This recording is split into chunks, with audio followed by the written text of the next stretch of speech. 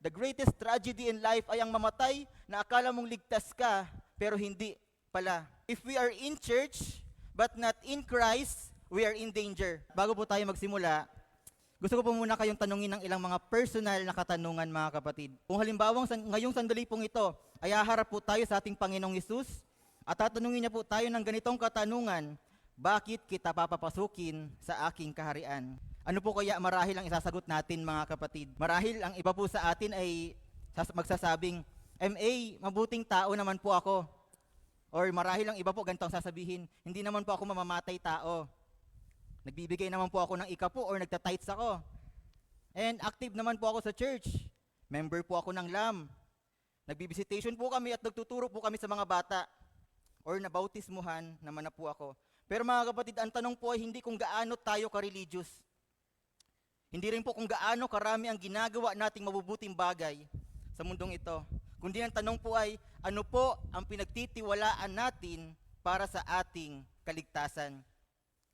Napakaseryoso po ng tanong na ito, mga kapatid, dahil ayon po mismo sa ating Panginoong Hesus, may mga taong buong buhay po nilang inakala na ligtas na sila, pero sa huli po ay maririnig nila ang pinakamasakit na salita mula po mismo sa ating Panginoong Hesus. Ito po yung pinakamasakit na salita mula sa ating Panginoong Hesus.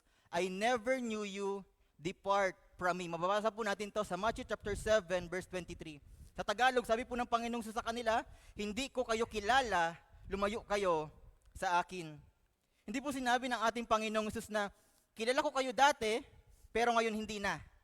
Hindi rin po ganito ang sinabi ng ating Panginoong Hesus na, ligtas ka na dati, pero ngayon hindi na dahil nawala ang kaligtasan mo. Hindi po ganun ang sinabi ng ating Panginoon, mga kapatid, kundi ang sinabi niya po, I never knew you. Hindi ko kayo kailanman nakilala or kilala. And mamaya po ating hihimayin, ano pong ibig sabihin ng talatang iyon. And ibig sabihin po, mga kapatid, may mga tao pong napakalapit sa relihiyon, ngunit hindi kailanman nagkaroon ng tunay na relasyon sa ating pong Panginoong Hesukristo. Kaya mag-ingat po tayo, mga kapatid, because if we are in church, but not in Christ, we are in danger. Dahil, mga kapatid, posible po pala talagang magkaroon tayo ng false assurance. Ng isang assurance na hindi po galing sa Biblia, kundi galing po mismo sa ating mga sariling pag-aakala. Kaya bago po natin pag-usapan ang tunay na assurance of salvation, kailangan po, ano po ba yung 4 na spiritual conditions ng mga tao? The 4 spiritual conditions of people. Number 1 po, ito po yung una. The unsaved and know they are unsaved. Sa buong mundo po, mga kapatid, sa buong mundo, meron pong 4 na spiritual condition ng mga tao. And naniniwala po ako dito sa 4 na to, isa tayo dito. Una po, unsaved. And they know they are unsaved. Ito po yung mga grupo ng mga tao na alam nilang makasalanan sila.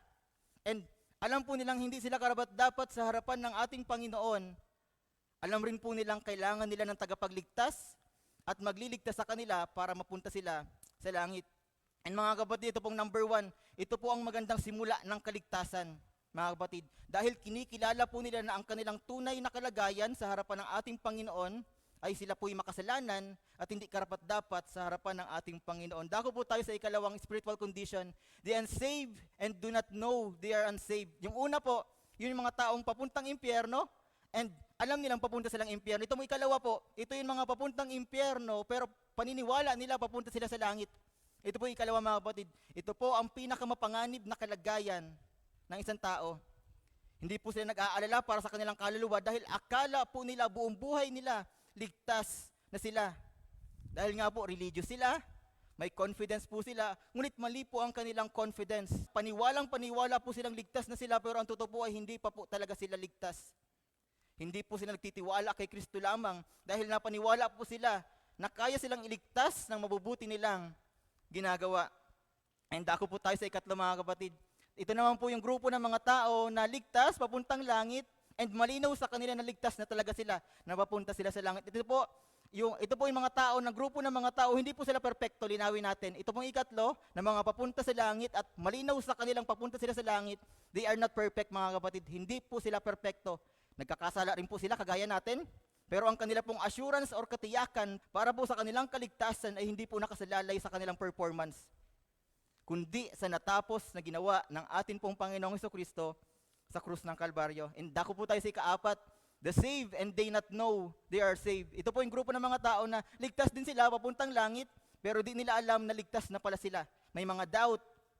Yan, may mga tunay na mananampalataya po mga kapatid na dumaraan sa fear, guilt, doubt, or spiritual discouragement pansamantala.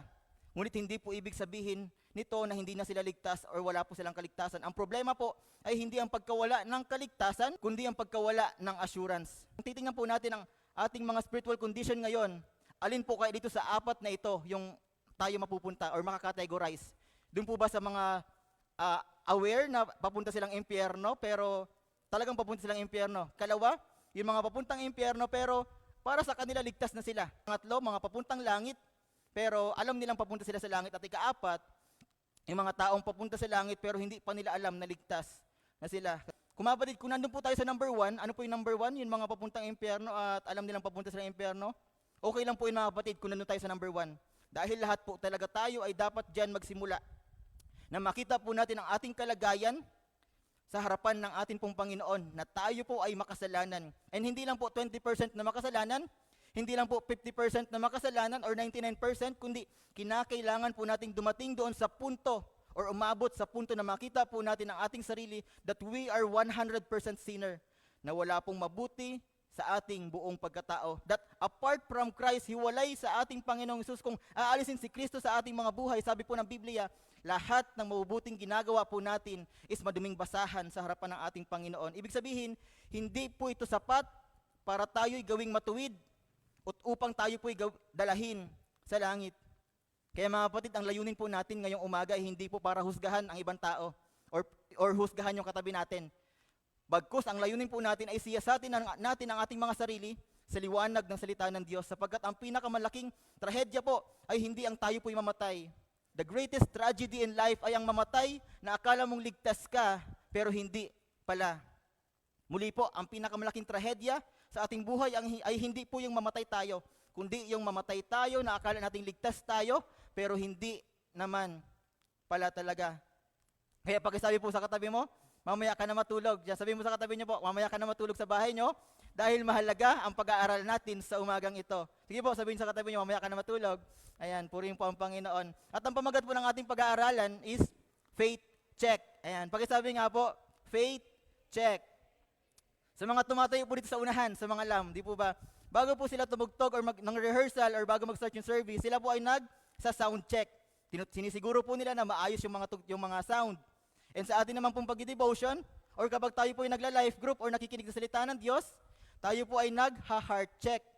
Kaya ngayon po, pananampalataya naman po natin ang ating i-check mga kapatid. Kamusta po ang ating mga pananampalataya? At ang teksto po ng ating pag-aaralan sa umagang ito, Mateo chapter 7, verse 21 to 23. Mari po tayo sandaling tumayo mga kapatid bilang pagbibigay galang po sa salita ng ating Panginoon. Samahan niyo po ang basahin ito na may paggalang mga kapatid. Simulan po natin, magbibilang po ako ng 3. 1, 2, 3, go! Hindi lahat ng tumatawag sa akin ng Panginoon, Panginoon ay makakapasok sa kaharian ng langit, kundi iyon lamang sumusunod sa kalooban ng aking Ama na nasa langit. Verse 22, marami ang magsasabi sa akin sa araw ng paghuhukom, Panginoon, hindi po ba't sa ngalan nyo ay nagpahayag kami ng mga propesiya, nagpalayas ng mga demonyo at gumawa ng maraming himala? Verse 23, ngunit malinaw kung sasabihin sa kanila, hindi ko kayo kilala, lumayo kayo sa akin, kayong mga gumagawa ng masama. Tamarin na po tayo makaupo mga kapatid, maraming salamat po. Ayan. At bilang proposition po mga kapatid, dito po iikot yung pag-aaral natin.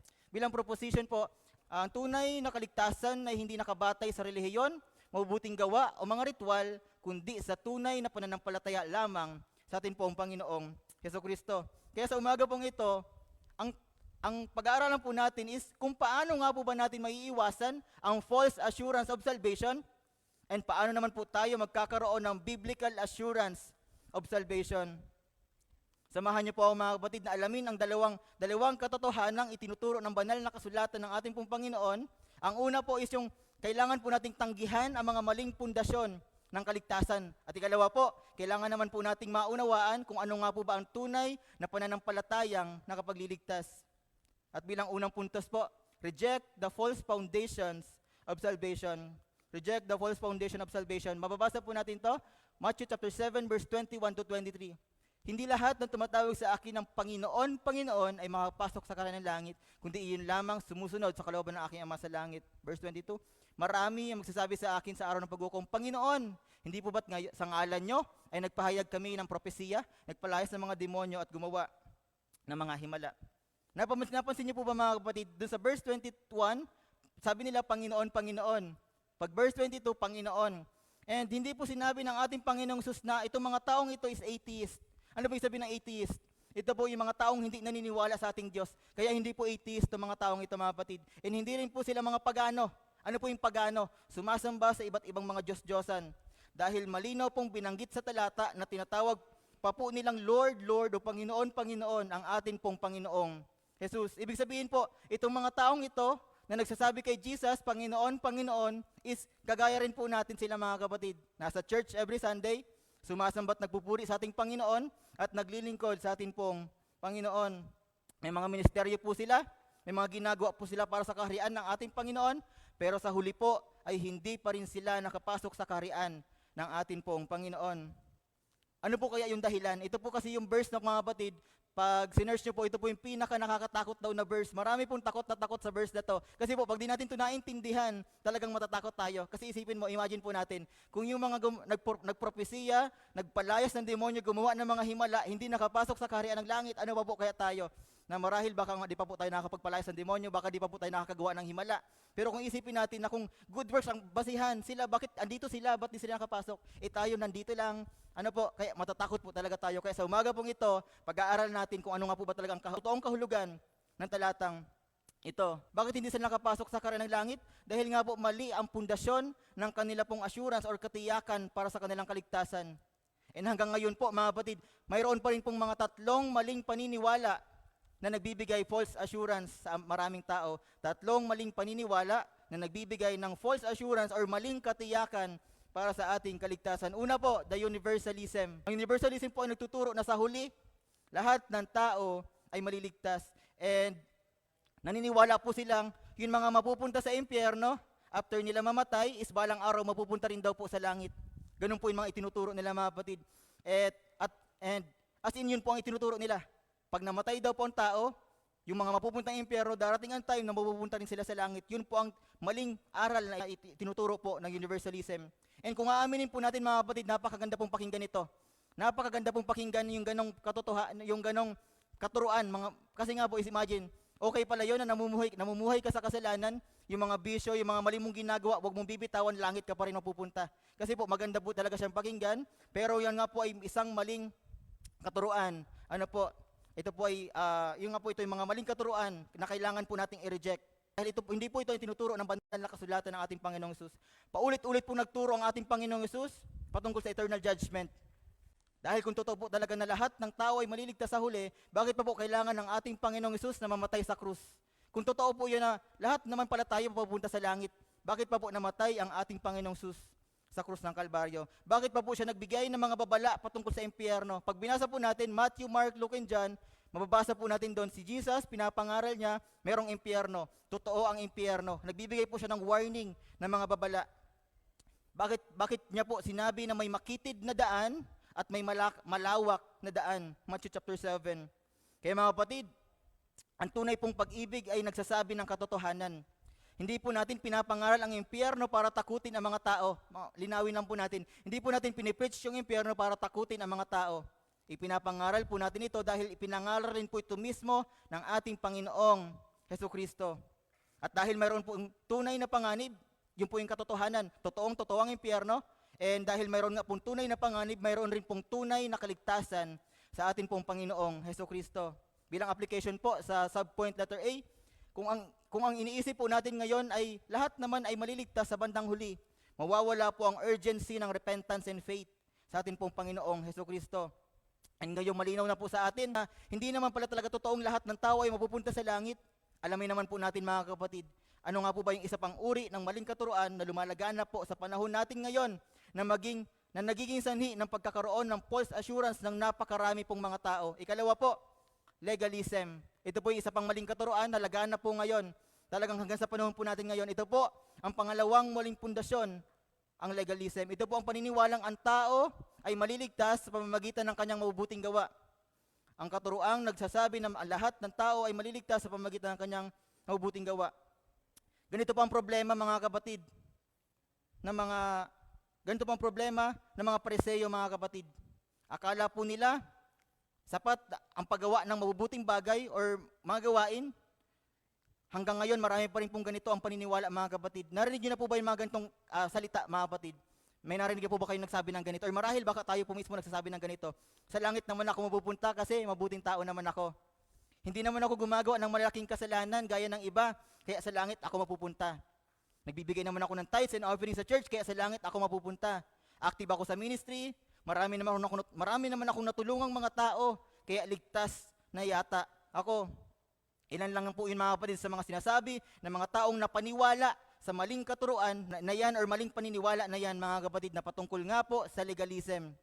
Pero tandaan po natin mga kapatid, good works are the fruit of salvation, not the root of salvation. Ang mabubuting gawa po natin ay bunga ng kaligtasan, ng ating kaligtasan, hindi po ito ang dahilan kung bakit tayo naliligtas. Kagaya po ng nasabi ni Pastor naman nakaraan, and kagaya rin po na sinasabi ng banal na kasulatan ng ating Panginoon, hindi po tayo gumagawa ng mabuti para maligtas, kundi dahil ligtas na tayo, gumagawa po tayo ng mabuti. Sabi nga po sa Ephesians chapter 2 verse 8 to 9, tayo ay naligtas dahilan sa biyaya sa pamamagitan ng pananampalataya sa ating Panginoong Hesus at hindi po sa pamamagitan ng ating mabubuting gawa. Dahil mga kapatid, kung kaya po nating iligtas ang ating mga sarili sa pamamagitan ng mabuting gawa, hindi na po sana kailangan pang mamatay ng ating Panginoong Hesukristo sa krus ng Kalbaryo.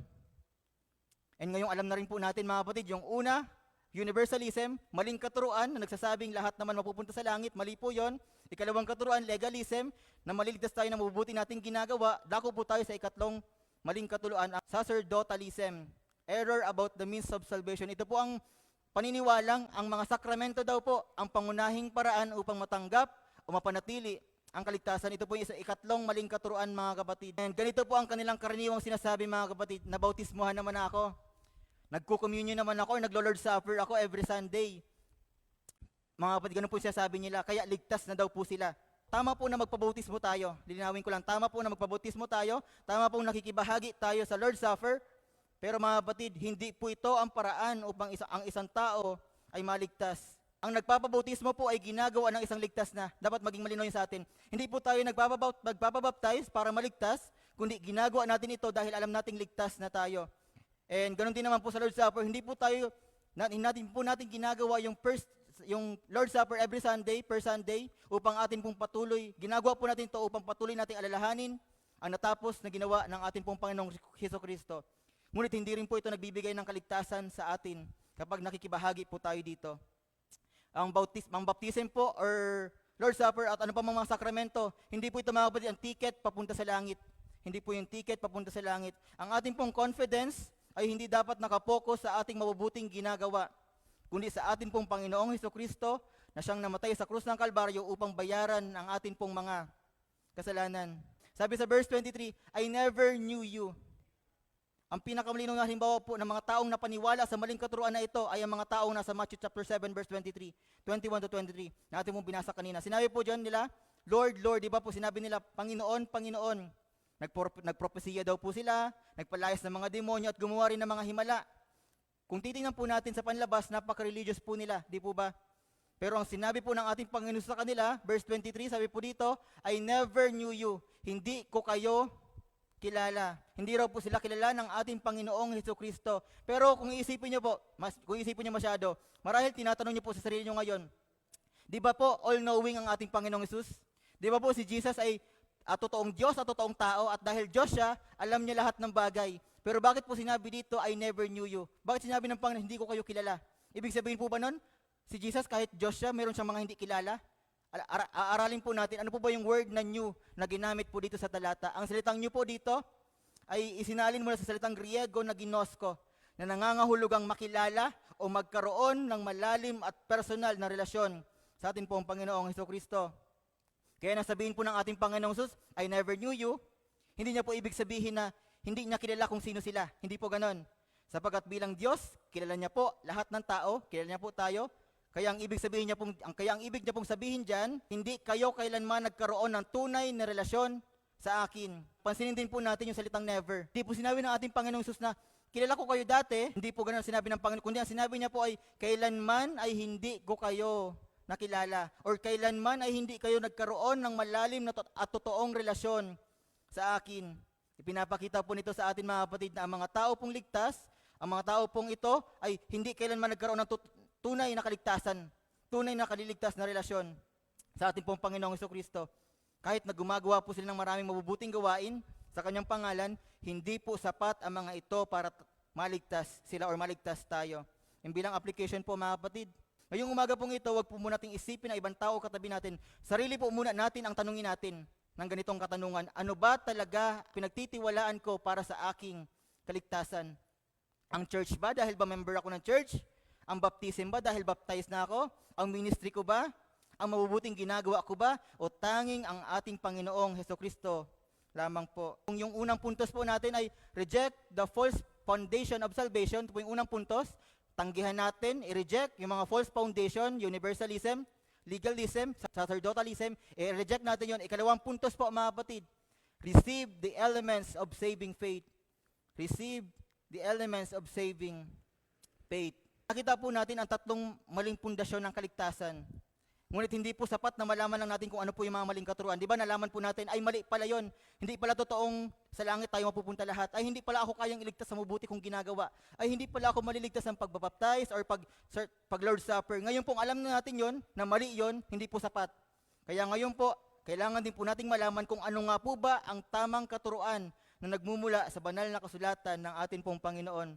Kung hindi po totoong lahat ng tao ay mapupunta sa langit, at kung hindi rin po totoong relihiyon, hindi rin po mabubuting gawa, hindi rin po sakramento ang makapagliligtas sa atin, paano nga po ba tayo maliligtas? Kasi nga po mga kapatid, lumaki po tayo sa mga maling katuruan na mga ganitong paniniwala. Kilala ko naman ang Diyos, or kilala ko naman si Jesus. Pero ang tanong po mga kapatid ngayon is, ang tanong na kailangan po natin sagutin ngayon ay, sapat po ba na malaman lang natin kung sino ang ating Panginoong Hesus?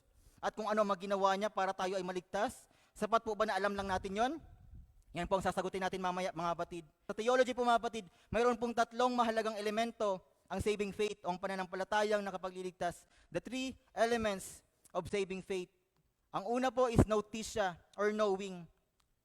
Hindi po ito, mga kapatid, ito pong tatlong elemento ng saving faith, yung notitia, assensus, and fiducia. Ito pong itong tatlong elementong ito mga kapatid, hindi po ito tatlong magkakaibang uri ng pananampalataya. Lilinawin lang po natin. Hindi po siya tatlong magkakaibang uri ng pananampalataya, kundi tatlong mahalagang bahagi ng iisang tunay na pananampalatayang nakapagliligtas. Muli po, hindi po ito tatlong magkakaibang uri ng pananampalataya, kundi tatlong mahalagang bahagi ng iisang tunay na pananampalatayang nakapagliligtas. Unang elemento po, notitia.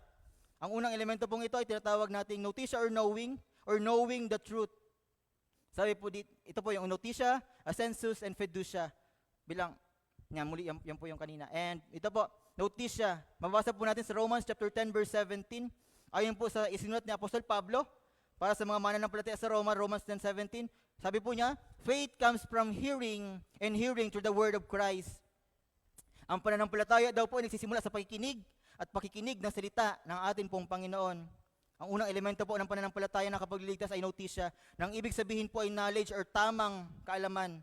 Hindi po maaring sumampalataya ang isang tao sa isang Diyos na hindi niya kilala. Kaya ito po yung pinaka-first step. Ito po yung unang elemento, first step. Kailangan nating may mapakinggan patungkol sa sino ba si Jesus, ano ba yung mga ginawa niya patungkol sa salita ng Diyos. Kailangan po muna nating may marinig. Sapagkat hindi maaring sumampalataya ang isang tao nang hindi niya kilala ang kanyang sinasampalatayanan. Kaya napakahalaga po mga kapatid ng pangangaral ng Ebanghelyo. Dito po natin ma-appreciate yung kahalagahan ng pangangaral ng gospel na sapagkat kailangan pong malaman ng mga taong wala pang pagkakilala sa ating Panginoong Hesus kung sino ba talaga ang ating Panginoong Hesus. Bakit ba siya bumaba dito sa lupa? Bakit po ba siya namatay sa krus? Bakit po siya muling nabuhay? At ano po ang kahalagahan ng lahat ng ito para sa atin? Ito po yung mga kailangan natin ipangaral mga kapatid. Hindi po natin kinakailangan maging pastor. Hindi po natin kinakailangan maging diaconess or kung ano paman. Sapagkat lahat po tayo inaatasan ng ating Panginoon na ipangaral ang salita o mabuting balita ng ating pong Panginoon. Dahil mga kapatid, muli po, hindi po sapat na sabihin nating naniniwala ako sa Diyos or naniniwala ako kay Jesus. Hindi po sapat yon. Dahil napakarami pong mga taong naniniwala na may Diyos. Marami po ang naniniwalang si Jesus ay mabuting tao. Pag pinag-aralan nyo po ang iba't ibang religion, mga kapatid, pag inaral nyo po ang iba't ibang mga religion, may mga nagtuturo po na si Jesus daw ay mabuting tao lamang. May mga nagtuturo po na si Jesus ay propeta lamang. Mga nagtuturo na siya daw po ay Diyos lang at hindi siya tao. May mga nagtuturo si Jesus daw ay tao lang, hindi siya Diyos. Pero malinaw po sinasabi ng banal na kasulatan ng ating Panginoon, siya po ay totoong Diyos at totoong tao. Ngunit malinaw po itinuturo ng banal na kasulatan, mga kapatid, na sino pa si Jesus talaga? Siya po ang walang hanggang anak ng Diyos. He is the eternal Son of God na namuhay ng walang kasalanan. Perfecto si Jesus, di po siya nagkasala. Siya po ay pinako sa krus at namatay bilang kapalit nating mga makasalanan at siya po ay muling nabuhay upang bigyan ng buhay na walang hanggan ang lahat ng sasampalataya sa atin pong Panginoong Jesus. Ang bilang application, mga kapatid, hindi po sapat, ulit-ulitin po natin, hindi po sapat na kilala natin kung sino nga po ba ang ating Panginoong Jesus. Dahil marami po ang mga lumaki sa church, marami po ang nakikinig ng sermon linggo-linggo, or marahil ang dami nating kabisang mga verses. Pero ang tanong po ay ganito, nauunawaan po ba talaga natin kung ano po ang ebanghelyo o ang mabuting balita ng ating pong Panginoong Jesucristo? Kaya ngayon po, mga kapatid, na alam na po natin yung unang elemento, notitia, knowing the truth. Ito po yung unang elemento, kailangan natin makapakinig ng salita or mapakinggan ang salita ng ating Panginoong. Dako naman po tayo, mga kapatid, sa ikalawang elemento ng saving faith.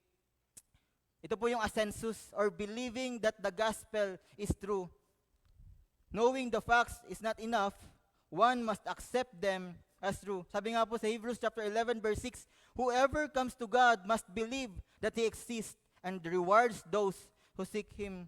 Basahin din po natin James chapter 2 verse 19. Sabi po dito, even demons believe that God is one and shudder. Sabi po dito, maging yung mga demonyo naniniwalang merong Diyos at iisang Diyos at nanginginig pa sa takot. Hindi po lahat ng alam natin, pinaniniwalaan natin totoo. Di po ba? Ang dami nating alam sa isip natin, mga napakinggan, nabasa, pero hindi lahat na nasa isip natin, pinaniniwalaan po nating totoo. Pero kahit yun po yung mga alam po nating katotohanan patungkol sa ating Panginoong Jesus at sa ating mga tao, ay pinaniniwalaan po natin totoo, hindi pa rin po ito sapat para tayo po ay maligtas o mapunta sa langit. Sapat kagaya po ng binanggit ulit sa James 2:19, you believe that God is one, you do well, even the demons believe in shudder. Naniniwala po sila na si Jesus ang anak ng Diyos at na siya po ang Panginoon, pero hindi po sila ligtas. Di po ba? Bakit po? Dahil wala po silang pedusya, yung ikatlong elemento ng saving faith. Doon lang po sa una at ikalawa, yung mga demonyo po, may notisya, kilala nila ang Diyos at naniniwala sila ng totoo ang Diyos, pero wala po sila sa ikatlo. Hindi po sila dumating sa ikatlo. Ano po yung ikatlo? Pedusya. Wala po silang mapagpakumbabang pagtitiwala at pagpapasakop sa ating pong Panginoong Jesucristo, which is ang ating pong pangatlo at panghuling elemento na pananampalatayang nakapagliligtas, fiducia, trusting in Christ alone. Ephesians chapter 2 verse 8 to 9, ang pananampalatayang nakapagliligtas daw po, mga kapatid, or saving faith, ay ganap na ipapakita kapag ang isang tao ay buong pusong ipinagkakatiwala ang kanya pong sarili sa ating pong Panginoong Jesucristo lamang para sa kanyang kaligtasan. Sabi nga po dito sa talata, sa Efeso chapter 2 verse 8 to 9, sapagkat dahil sa biyaya kayo ay naligtas sa pamamagitan ng pananampalataya at ito'y hindi mula sa inyong sarili, at ito'y kaloob ng Diyos, hindi dahil sa mga gawa upang walang sino man ang makapagmalaki. Ang kaligtasan po, mga kapatid, ay kaloob ng Diyos. Kailangan po nating maunawaan yon. Ang kaligtasan po is kaloob ng Diyos. Regalo, libreng ibinibigay. Ang gagawin na lang natin, tanggapin, paniwalaan, panampalatayanan. Ang kaligtasan po ng Diyos ay kaloob ng Diyos at tinatanggap sa pamagitan ng pananampalataya at hindi sa sariling pagsisikap or mabubuting gawa. Basahin rin po natin Filipos chapter 3 verse 9b. Sabi po dito, hindi na ako nagtitiwala na ako'y magiging matuwid sa pagsunod sa kautusan, kundi saan na daw po siya nagtitiwala? Sa pananampalataya kay Kristo. Ang pagiging matuwid na ito ay kaloob ng Diyos dahil sa pananampalataya. Ang tunay na pananampalataya po, mga kapatid, ay hindi nagtitiwala sa sariling kabutihan, kundi kay Kristo lamang. And ito po ang puso ng saving faith, mga kapatid. Ito po ang puso ng saving faith. Ang fiducia po ay personal nating pagtitiwala sa ating Panginoong Jesucristo lamang. Hindi po tayo gumagawa ng mabuti para maligtas, kundi dahil ligtas na tayo, kaya po tayo gumagawa ng mabuti. Kumbaga, hindi lang po dapat natin alam, hindi lang po dapat tayo naniniwala, kundi tayo po ay nagtitiwala dapat na talaga sa Kanya bilang ating pong nag-iisang tagapagligtas. Kunyari po, Pagtatanungin po natin ang isang totoong mananampalataya ng ating Panginoong Jesucristo ng ganitong katanungan, bakit ka papapasukin ng Diyos sa langit? Hindi po sasabihin ng totoong mananampalataya na dahil mabuting tao ako, mapupunta ako sa langit kasi mabuting tao ako. Hindi po ganun ang sasabihin niya. Hindi niya rin po sasabihin, active ako sa church may ministry ako, nagtatites ako, member ako ng church. Hindi po ganun ang sasabihin ng isang totoong mananampalataya ng ating Panginoong Jesus, mga kapatid. Ang sasabihin po nila ay ganito, sa Panginoong Jesus, inaamin ko pong ako ay makasalanan at hindi ko po kayang iligtas ang aking sarili. Ngunit salamat po dahil niligtas mo po ako. At iyon po ang saving faith, mga kapatid, ang pananampalatayang nakapagliligtas. Muli po, ang fiducia ay hindi lamang po paniniwala na totoo ang ating Panginoong Jesus. Ito po ay ang buong pusong pagtitiwala sa ating Panginoong Jesus lamang para sa kapatawaran ng atin pong mga kasalanan at buhay na walang hanggan. Bilang conclusion po, mga kapatid, balikan po natin yung tanong kanina bago po tayo magsimula. Di ba yun po yung tanong, bakit kita papapasukin sa aking kaharian? Kung ang sagot pa rin po natin ngayon, matapos nating malaman yung mga katotohanan yon, ang sagot pa rin po natin, ay kasi mabuting tao ako Or kasi marami akong ginawang mabuti. Pag ganun pa rin po ang sagot natin, mga kapatid, nakakalungkot man pong sabihin, pero impyerno po ang punta natin. Sapagkat kung ganun pa rin po ang sagot natin. Ngunit kung ang sagot naman po natin ay, mga kapatid, ay ganito, Panginoon, inaamin ko pong ako ay makasalanan at di ko po kayang iligtas ang aking sarili. Ngunit salamat po dahil niligtas mo po ako. Iyon po ang puso ng saving faith, mga kapatid. Muli po, tandaan po natin yung 4 na spiritual condition. Yung 4 na spiritual condition po. Yung conclusion po, 4 na spiritual condition. Yung 4 na grupo ng mga tao sa buong mundo. And naniniwala po ako, isa tayo dyan, mga kapatid. E-check natin, saan ako dyan? Asan po kaya ako dyan sa 4 na yan? Ito po yung una, may mga taong alam nila na papunta sila ng impyerno. Yung po yung unang grupo ng mga tao, spiritual condition. May mga taong alam nilang papunta silang impyerno. Ikalawa, may mga taong akala nila ligtas sila pero hindi naman pala. Ikatlo po, may mga tunay na ligtas at alam nila ito. At ikaapat po, may mga taong tunay na ligtas ngunit pansamantalang nagdududa. Ang dalangin ko po, mga kapatid, na nawa lahat po tayo ay mapabilang dun sa ikatlong spiritual condition, mga kapatid. Yung alam po natin at malinaw sa ating ligtas na tayo dahil tama po ang pinangahawakan natin para sa ating pong kaligtasan. Kung nandun po tayo sa number 1, huwag po tayong mag-alala, huwag po tayong matakot sapagkat magandang simula po yung number 1. Sapagkat yung letter A po, magandang simula siya kasi aware ka na papunta kang impyerno, kaya ngayon tatanggapin mo na yung pagliligtas na ginawa ng ating Panginoon Jesus. Pero kung nandun po tayo sa ikalawa, napakadelikado po ng ikalawa, mga kapatid. Ito po yung grupo ng mga tao na buong buhay nila, naniwala sila hanggang sa mamatay sila. Na alam nila, akala nila, ligtas na sila, pero papunta pala silang impyerno. Kaya, mga kapatid, dalangin ko po, nawa, sa paglabas po natin sa bahay-sambahang ito, hindi po ako yung nagliligtas. Ang ginagawa lamang po namin mga lingkod ng Diyos is ilatag ang katotohanan, ibahagi ang sinasabi ng salita ng Diyos, at ang Diyos po ang kikilos sa bawat isa. Kaya sa mga oras po ito, dalangin natin, Lord, nasan po ako niya sa 4 na yan?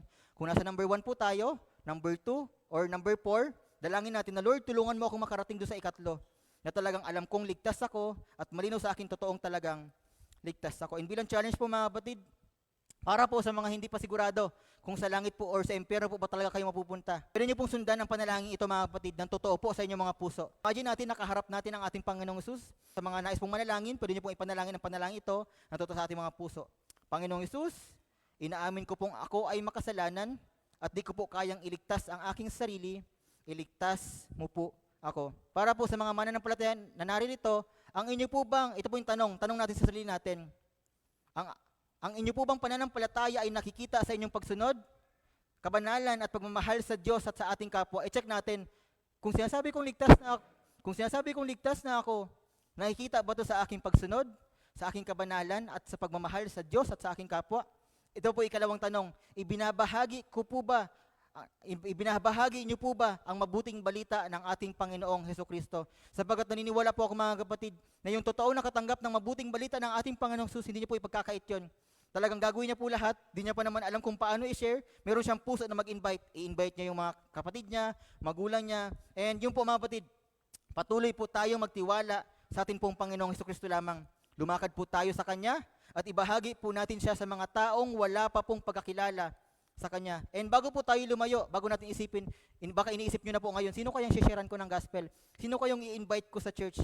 Bago po tayo lumayo, our family is our first ministry, mga kapatid. Our family is our first ministry. Bago po tayo lumabas, Doon muna po tayo sa tahanan natin. Tanong natin, yung magulang ko ba ligtas na? Yung asawa ko ba ligtas na? Yung mga anak ko ba is ligtas na talaga? Yung kapatid ko ba, yung lolo, lola, mga tito, tita, pinsan ko po ba ay ligtas na? Wag po nawa mga kapatid na dumating yung panahon na iiyak sila sa harapan natin at sasabihin, alam mo pala kung paano mapupunta sa langit. Bakit hindi mo sinabi o ibinahagi sa akin? Muli po, wag po nawang dumating yung panahon sa araw ng paghuhukom o pagdating ng ating Panginoong Hesus, lahat tayo haharap sa Panginoon. Wag po nawang dumating yung panahon mga kapatid na iiyak yung mga mahal natin sa buhay at sasabihin nila, alam mo pala kung paano mapunta sa langit. Bakit hindi mo sinabi o ibinahagi sa akin? At tayo po yung manalangin mga kapatid.